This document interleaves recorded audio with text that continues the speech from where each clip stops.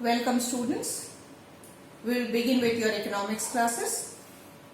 Today we are going to take the 7th chapter, that is employment, growth, informalization and other issues. We know that employment is a very commonly discussed topic whenever we come to the subject economics.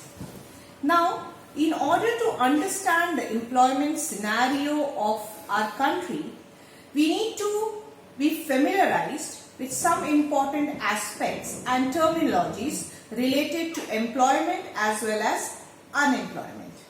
So as to understand what is voluntary unemployment and what is involuntary unemployment.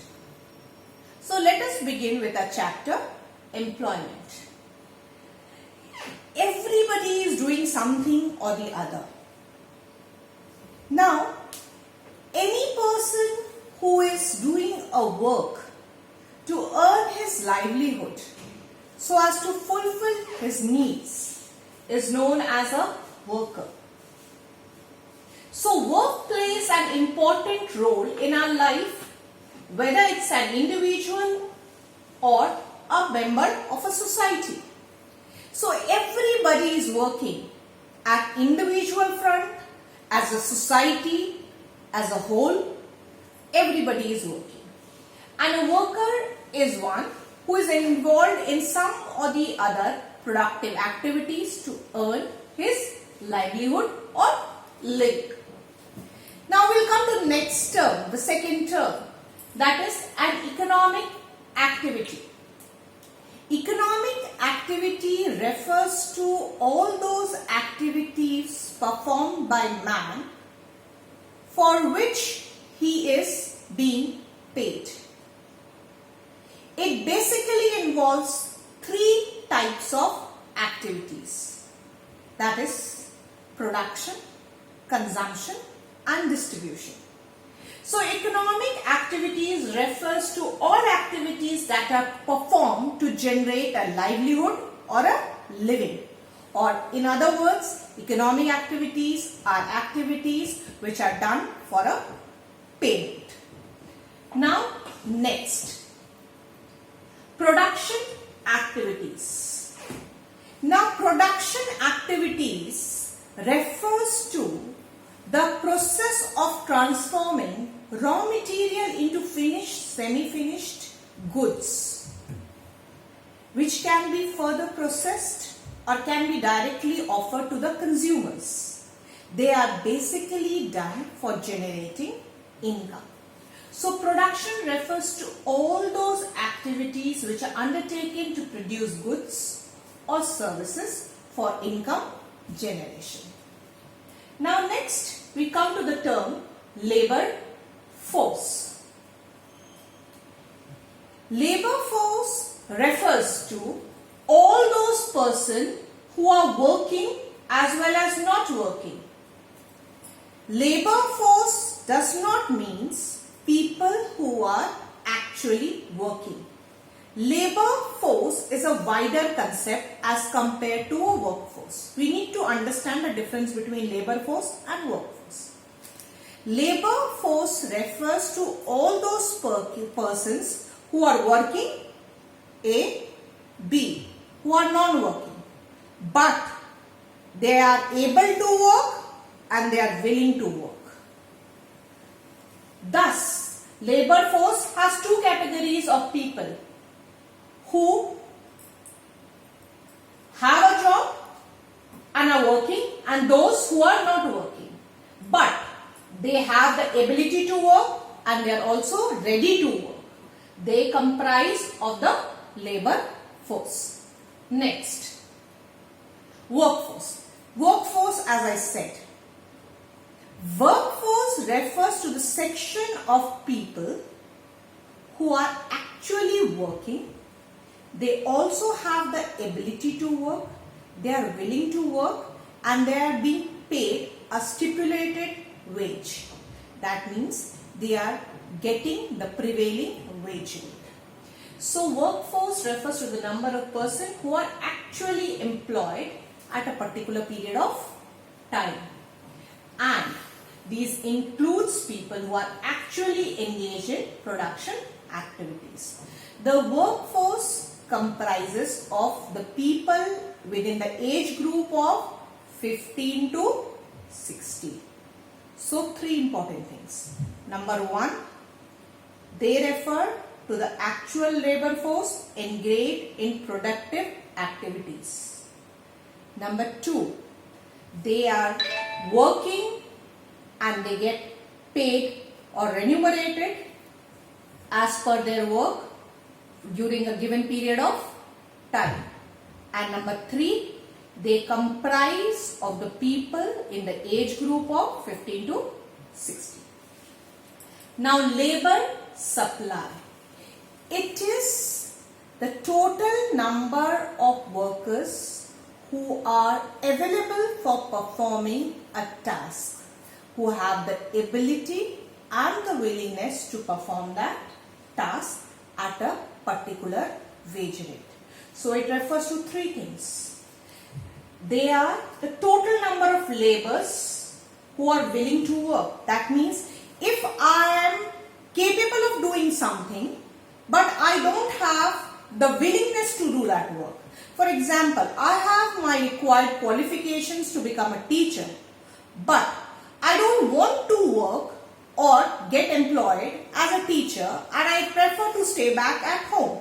Then I am not included as a part of this labor supply.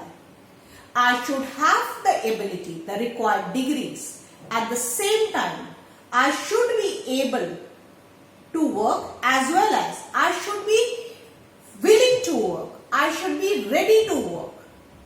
So it requires ability plus willingness corresponding to a particular wage rate.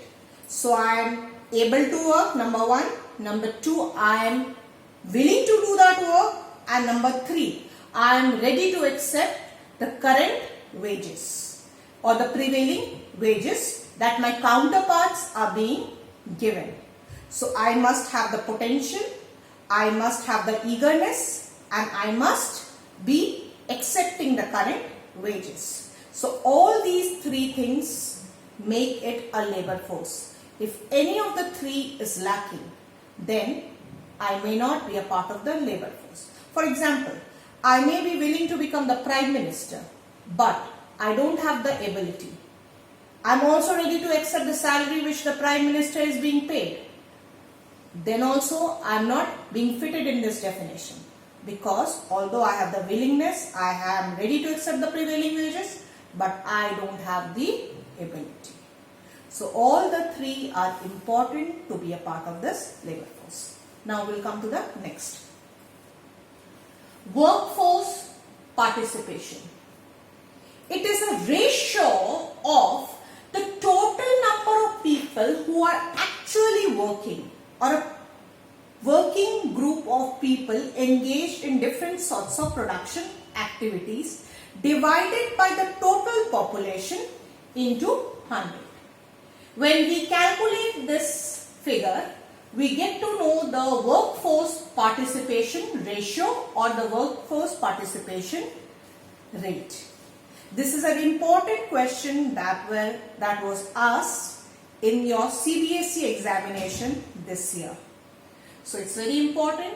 You can be given small numericals, little numericals related to this just to test your ability. Next. Now we come to the next topic, that is types of workers. We need to understand the different types of workers that we have. A.